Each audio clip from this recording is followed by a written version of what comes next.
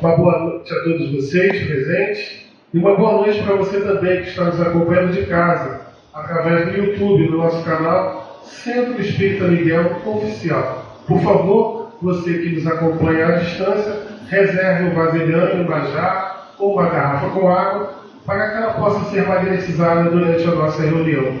Vamos ouvir uma página de preparação com o nosso irmão João.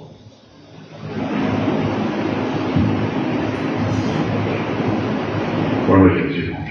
Nos envolva a paz e o amor do Divino Mestre Jesus. Tudo de fonte viva. Nós abrimos na página 33, página 33 é a mensagem que deixa que o título é Erguer e Ajudar. Tem uma frase que diz assim: e ele, dando-lhe a mão, a levantou estranhados. Capítulo 9, versículo 41. Muito significativa a lição dos Atos, quando Pedro restaura a irmã Dorcas para a vida. Não se contenta o apóstolo em pronunciar palavras lindas aos seus ouvidos, renovando-lhe as forças gerais. Dá-lhe as mãos para que se levante. O ensinamento é dos mais simbólicos. Observamos muitos companheiros a se erguerem para o conhecimento, para a alegria e para a virtude, banhados pela divina qualidade do Mestre e que podem levantar milhares de criaturas para a esfera superior. Para isso, porém, não bastará a predicação pura e simples. O sermão é realmente um apelo sublime, do qual não prescindiu o próprio Cristo, mas não podemos esquecer que o celeste amigo se doutrinou no momento. Igualmente no monte multiplicou os pães para o povo esfaimado, restabelecendo-lhes o ânimo. Nós, os que nos achávamos mortos na ignorância, e que hoje, por acréscimo da misericórdia infinita, já podemos desfrutar algumas bênçãos de luz. Precisamos estender o serviço de socorro aos demais. Não nos desincumbiremos, porém, da tarefa salvacionista, simplesmente pronunciando alguns discursos admiráveis. É imprescindível usar nossas mãos nas obras do bem. Esforço dos braços significa uma atividade pessoal. Sem o empenho de nossas energias na construção do reino espiritual com Cristo na terra, debalde alinharemos observações excelentes em todas as preciosidades da boa nova ou das necessidades da redenção humana. Encontrando nosso irmão caído na estrada, façamos o possível para despertá-lo com os recursos do verbo transformador, mas não olvidemos que, para trazê-lo de novo à vida construtiva, será indispensável, segundo a inesquecível lição de Pedro, estender fraternalmente as nossas mãos. Graças a Deus.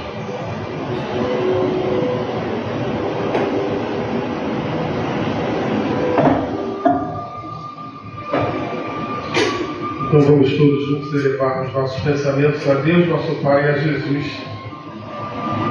agradecendo a eles a oportunidade de estarmos juntos nesta noite, agradecendo também ao concurso da espiritualidade amiga de nossa casa, ao Caboclo Catuíte, às irmãs Margaridas, a Miguel, a Rafael e aos demais abnegados trabalhadores que sempre estão na colaboração de todo e qualquer trabalho realizado por esta casa.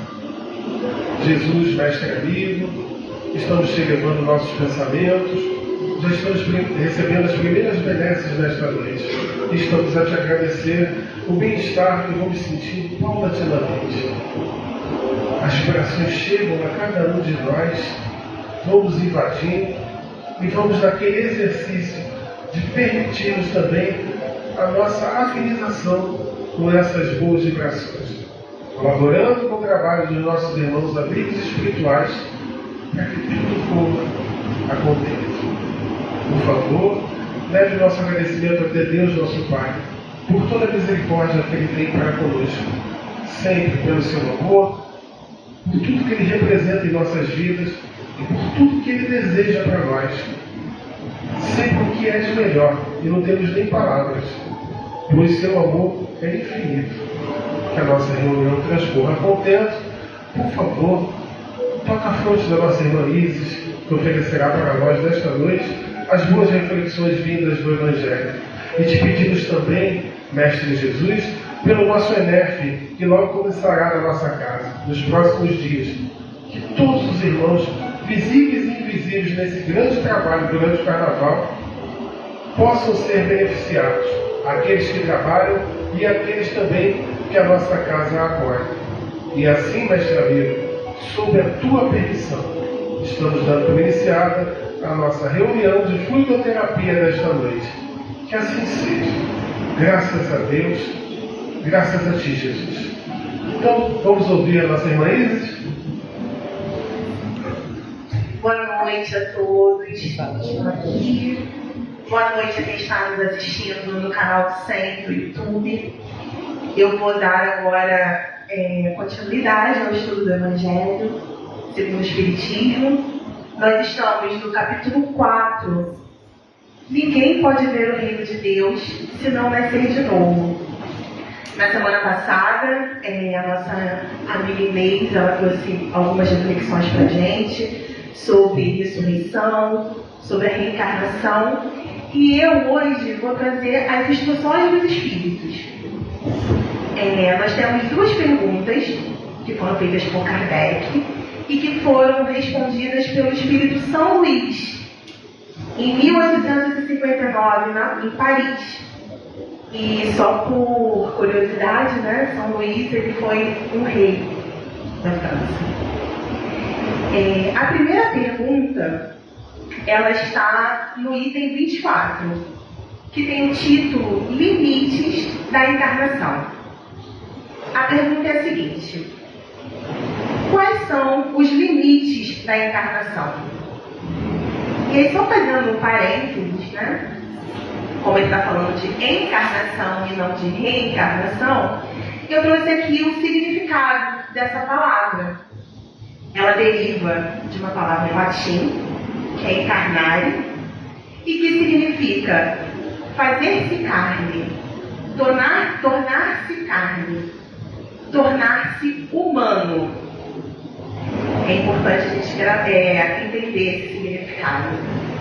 E essa pergunta que ele fez, ela pode ser entendida da seguinte forma: qual é a possibilidade de um espírito de se libertar mais ou menos rapidamente da encarnação? Né? Porque quando a gente fala em limite, às vezes fica um pouquinho confuso na nossa cabeça, né? A gente pode pensar em quantas vezes a gente vai encarnar, e não é sobre isso que ele está falando. Para a gente ainda simplificar um pouco mais essa pergunta, a gente pode pensar no seguinte: quando é que acaba essa brincadeira? Né? Será que acaba? Será que dá para a gente ficar só no mundo espiritual, né? Evoluir só por lá? Será que tem essa possibilidade? E eu vou trazer a resposta do Espírito São Luís. Ele diz o seguinte: a encarnação não tem, propriamente falando, limites nitidamente traçados, se por isto se entende o envoltório que constitui o corpo do espírito, pois a materialidade desse envoltório diminui à medida que o espírito se purifica. Então, ele responde falando do envoltório, corpo do espírito. E aí nós estamos falando do perispírito, né? Uma denominação trazida por Kardec, que só nomeou, mas que sempre existiu, e não do corpo físico. E é importante a gente falar, então, vou falar só um pouquinho desse aspecto tríplice do ser, que a gente fala aqui em todos os cursos da casa, né? Eu acho que desde o curso básico, para quem estuda aqui. Bom, esse aspecto, como muitos aqui já sabem, temos o espírito, o perispírito e o corpo físico. Bom, fazendo algumas observações. O espírito, a gente sabe que ele é uma centelha, é uma chama que emana de Deus, né? E que nele reside a inteligência, a vontade, o pensamento. Então, o espírito, ele não tem forma.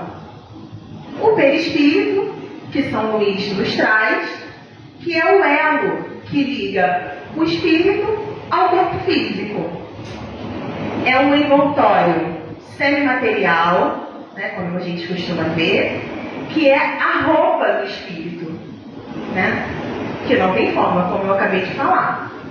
André Luiz, ele dá um nome para o perispírito que eu gosto muito. Ele denomina como modelo organizador biológico. Ou seja, ele é o molde do corpo físico. E o perispírito, a gente também já sabe que ele é formado pelos fluidos do mundo onde a gente se encontra, né? O nosso, ele é formado pelas energias do nosso planeta. Bom, em mundos mais avançados, que a Terra, né, onde a gente vive, ele já é menos compacto, menos denso, ele é mais leve, menos sujeito às vicissitudes que nós aqui estamos, né? Como nos relata também o Evangelho. Então, respondendo, né, considerando todas essas características a essa pergunta de Kardec, que São Luís respondeu de forma direta e objetiva, que eu não trouxe a resposta completa aqui, porque eu não teria tempo para falar sobre ela. Depende de quem, né, diminuir, reduzir esse tempo. Depende do espírito. Se libertar mais ou menos rápido da encarnação. À medida em que ele se purifica, né, que evolui, que avança. E esse envoltório, à medida em que isso acontece, e isso depende exclusivamente da nossa vontade, esse envoltório ele vai ficando cada vez mais desmaterializado. Nos espíritos puros, como relata o Evangelho, esse envoltório, que é o perispírito, ele se torna tão etéreo que é como se ele não existisse. E é muito bom a gente pensar nisso, né? Porque não é a nossa realidade hoje. Mas a gente está caminhando para isso. Ou seja, nós precisamos trabalhar para isso, nos esforçar. Não é isso? Por que esse assunto é tão importante? Porque ele dá conta do nosso processo. Que aqui ninguém, né? Nem os encarnados e nem os desencarnados estão fora. Todos nós estamos nesse processo, sujeitos a isso, à medida, aliás, a partir do momento em que nós encarnamos, em que nós tomamos esse corpo de carne. Nós encarnamos, já vivemos a nossa primeira encarnação e vamos precisar reencarnar quantas vezes forem necessárias, como nós já sabemos. E aí eu vou para a próxima pergunta, que ela está no item 25, cujo título é A Necessidade da Encarnação. E Kardec ele faz a seguinte pergunta: a encarnação é uma punição e somente os espíritos culpados é que lhes estão sujeitos? A gente tendo um pouquinho, né, de doutrina espírita, a gente já consegue responder essa pergunta. Mas São Luís, ele dá a seguinte resposta: a passagem dos espíritos pela vida corpórea é necessária para que eles possam realizar, com a ajuda do elemento material, os propósitos cuja a execução Deus lhes confiou. Ou seja, alguém encarna à toa, sem propósito? Não, né? Não dá mais para a gente pensar dessa forma. E a partir do momento em que a gente já não pensa dessa forma, nós fazemos já coisas melhores da nossa encarnação. Bom, é isso que ele fala, que é só um pedacinho da resposta, já dá conta dessa indagação de Kardec. E quem aqui nunca se perguntou, né? O que eu estou fazendo aqui? Por que eu vim para cá? Por que eu encarnei no planeta Terra? São perguntas que volta e meia a gente acaba se fazendo. Bom, a encarnação, então, ela não é um castigo, ela é uma necessidade. Uma necessidade. E uma primeira oportunidade, né? A gente está falando aqui dessa primeira oportunidade. Nós sabemos que é uma consideração importante, que todos nós tivemos o mesmo ponto de partida, né? Como gostamos de falar, simples e ignorantes, que o nosso Pai, ele não concede privilégios a nenhum de seus filhos, né? Então não existe, e que todos nós temos obrigações a cumprir, ou seja, ninguém encarna sem um propósito, ninguém está aqui, podemos dizer, a passeio, né? Isso não acontece para ninguém. E que nós também temos uma liberdade de ação, que nós conhecemos como livre-arbítrio, né? O famoso livre-arbítrio, que é uma dádiva para todos nós, mas que ele precisa ser utilizado de maneira adequada, precisa ser utilizado de uma maneira mais até inteligente, né? Ou seja, a gente precisa refletir bastante sobre isso. E aí, tem uma parte aqui do Evangelho que São Luís nos diz o seguinte: mas a encarnação, para todos os espíritos, é apenas um estado transitório. É uma tarefa que Deus lhes impõe no princípio da existência, como primeira prova do uso que farão do seu livre-arbítrio. Os que executam essa tarefa com zelo sobem rapidamente e de maneira menos penosa os primeiros degraus da iniciação e gozam mais cedo o resultado do seu trabalho. Os que, ao contrário, fazem mau uso da sua liberdade, fazem mau uso da liberdade que Deus lhes concede, retardam o seu progresso. E é assim que, por sua obstinação, podem prolongar indefinidamente a necessidade de se reencarnarem. E aí São Luís diz que é aí então que a encarnação se torna um castigo. Ou seja, resposta clara, direta, objetiva. Eu gosto de pensar na encarnação, né, principalmente fazendo esse estudo, como se fosse uma carteira de habilitação. Quando a gente pega a nossa habilitação, a definitiva, que a gente pega o quê? Né? Tá ali zeradinha, né?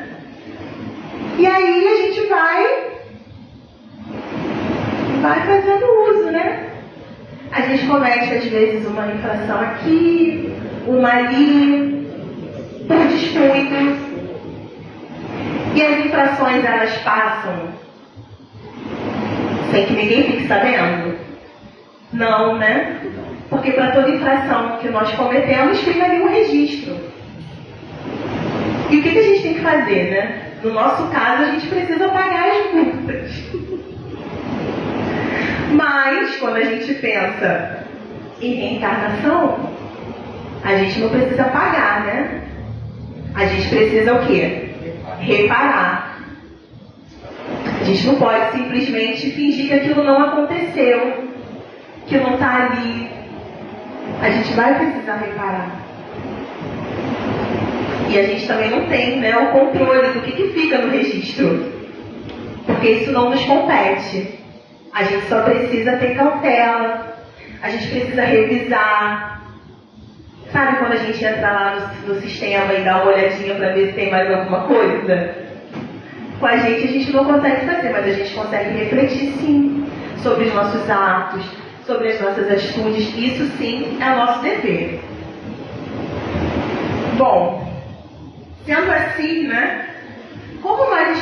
encarando as nossas sucessivas existências? É algo para que nós pensemos, não só agora, mas é sempre, né? E aí, falando do momento atual, o que nós estamos fazendo com essa nossa oportunidade? E aí ninguém precisa falar nada, não. É um pensamento que ele precisa ser íntimo, né? A resposta ela tem que vir daqui de dentro. Se tem dor, o que está provocando essa dor? Qual é a causa real? Qual é a origem dessa dor? Por que nós carregamos tantas angústias, tantas tristezas? É algo que a gente precisa pensar sempre, né? Essas respostas, quando elas emergem de um lugar bem profundo do nosso íntimo, elas fazem com que as coisas fiquem um pouco mais leves, né? A gente não carrega mais tanto peso, porque a gente está fazendo isso com consciência. E a consciência é muito importante nesse processo. Porque às vezes a gente gosta, né, de falar muito de dor, de falar da parte ruim, de falar do peso, que muitas vezes nós mesmos que trazemos para a nossa vida. Então é importante que a gente faça reflexões sempre sobre esse assunto. Bom, Kardec ele traz um exemplo na observação que está no item 26. Ele diz que o estudante ele não atinge graus superiores se ele não percorrer as primeiras séries na escola. E a gente sabe como é isso, né? A gente tem que fazer ali um percurso para que a gente possa chegar na última série, ganhar nosso diploma, ficar feliz. Essas primeiras séries, Kardec diz que por mais que elas deem trabalho, elas não são uma punição, né?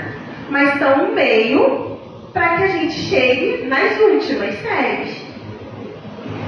Bom, o estudante que se dedica, que estuda, que é atencioso, né? Que faz o seu dever direitinho, ele vai encontrar menos dificuldade do que aquele que não se dedica e que vai precisar repetir algumas séries para que ele possa concluir o processo. E é exatamente isso que acontece com a gente. Ou seja, não é o estudo que é uma punição, não é esse percurso que a gente faz que é uma punição, mas é a obrigação de ter que recomeçar. Essa é a punição. E por quê? Porque nós não nos dedicamos como deveríamos quando a gente precisou, né? E para finalizar, Kardec ele traz mais uma observação nesse item 26, que é interessante, principalmente depois da gente falar sobre tudo isso. Ele faz uma pergunta que ele mesmo responde. Os espíritos não poderiam encarnar-se uma só vez no mesmo globo e passar suas diversas encarnações, ou seja, reencarnar, em diferentes esferas? Eu já me fiz essa pergunta algumas vezes. Por que eu estou aqui no planeta Terra? Um planeta de provas e expiações. Porque eu queria muito reencarnar em Júpiter. Olha, Inês. Eu queria reencarnar em Júpiter, que a literatura nos diz, né? Que é um planeta evoluído, que os espíritos eles volitam, eles não tem mais aquela coisa compacta. Mas será que eu estou compatível com a reencarnação em Júpiter? Você queria de volta lá? Uma viagem meio longa. Seu João? Uma viagem meio longa, vai ter que comprar uma passagem para ser cara. Eu queria estar lá, gente. Para quem tiver curiosidade sobre Júpiter, na Revista Espírita de 1858 tem um texto bem legal lá que fala sobre isso. Eu gostei bastante. E aí eu já estou correndo atrás da minha reencarnação em Júpiter. Kardec ele diz que essa opinião, né, de reencarnar uma vez no planeta e depois ir reencarnando em outros, ela só seria admissível se todos os homens estivessem na Terra exatamente no mesmo grau, no mesmo nível intelectual e moral, que nós sabemos que não é o que acontece, né? Porque é cada um com a sua necessidade, respeitando o objetivo da sua encarnação e o seu grau evolutivo, como o estudante que eu falei ali atrás, né? Cada um se dedica de uma forma. Tem gente que prefere, né, esperar um pouquinho. Então, para finalizar mesmo, que nós tenhamos coragem, né? Que a gente trabalhe, que a gente se esforce, no nosso limite mesmo, sempre refletindo onde nós podemos melhorar, com consciência, para que esse corpo ele possa se iluminar cada vez mais, para que a gente possa avançar, para que a gente progrida sempre e vá cada vez mais longe. Eu desejo a todos vocês uma boa noite. Obrigada pela atenção. Tchau. A nossa irmã já deu, né, o endereço para a gente, viu? Então vamos correndo atrás. Um na frente. Então vamos elevando mais uma vez os nossos pensamentos a Deus nosso Pai e a Jesus, agradecendo a eles por tudo isso que estamos recebendo nesta noite e recebemos sempre quando estamos aqui nesta casa e estamos sintonizados com a espiritualidade amiga. Pois não basta só estarmos, precisamos nos unirmos a essas boas vibrações que aqui encontramos. Que presente belo foi nós recebemos mais esse estudo nesta noite, porque daqui mesmo começam as nossas reflexões. Daqui em diante, que o nosso pensamento possa ser modificado de uma forma melhor, pois estamos falando da nossa reforma interior, da qual o tempo urge. Estamos tão necessitados, mestre amigo. Te agradecemos por tudo isso.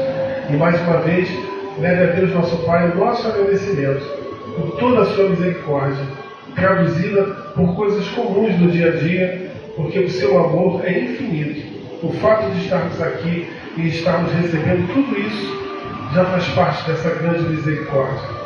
É só um exemplo. Obrigado por tudo. E assim, mestre amigo, te pedimos, como somos eternos pedintes, que esteja também com cada um dos nossos irmãos médios passistas que logo estarão atuando nos seus grupos de trabalho. Que todos possam ser bons porta-vozes do alto. E assim, mestre Jesus, sob a tua luz, pedimos, continue conosco. E nós sabemos que você sempre está. E nós continuamos naquela batalha árdua, mas que precisa ser persistente, de estarmos vibrando na tua faixa. E assim, sob a tua permissão, estamos encerrando esse nosso primeiro momento da nossa reunião de fluidoterapia desta noite. Que assim seja. Graças a Deus, graças a ti, Jesus. Quanta luz